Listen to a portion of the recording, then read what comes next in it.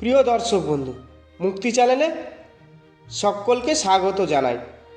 আজকের আলোচনা করব গীতার 10টি শ্লোক সম্পর্কে।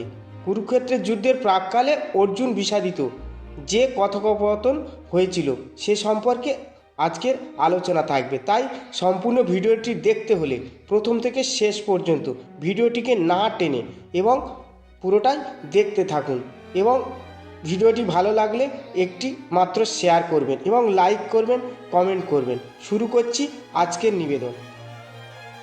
ভাগবত গীতার বাণী শুধু মহাভারত নয়, আমাদের জীবনেরও সম্পদ। এই সম্পদের সঙ্গে থাকলে মনের অবসাদ, দুঃখ দূর হয়, কাজ করার উদ্যম ফিরে আসে। পরিবর্তন সংসারের নিয়ম। সংসারের সব কিছু পরিবর্তনশীল, তাই সুখ দুঃখ, লাভ ক্ষতি, মান অপমান ইত্যাদির মধ্যে একটি স্থানে অবস্থিত থেকে জীবন উপভোগ করা উচিত। যার জন্ম হয়েছে তার মৃত্যু হবেই, তাই মৃত্যুর কথা ভেবে আতঙ্কিত হয়েও না। প্রিয়জনের মৃত্যুতে ভেঙে পড়াও ঠিক নয়। নিজের রাগ নিয়ন্ত্রণে রাখো।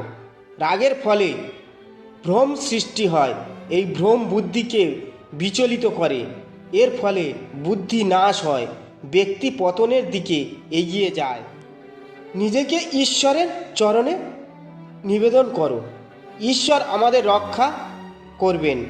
তিনি থাকলে আমরা দুঃখ, ভয়, চিন্তা, শোক ও বন্ধন থেকে মুক্ত হতে পারব।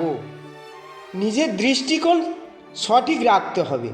জ্ঞান ও কর্মকে এক রূপে দেখতে হবে। অশান্ত মনকে শান্ত করার জন্য অভ্যাস ও বৈরাগ্যকে নিজের মনে পাকাপোক্ত স্থান দিন, না হলে অনিয়ন্ত্রিত মন শত্রুতে পরিণত হয়।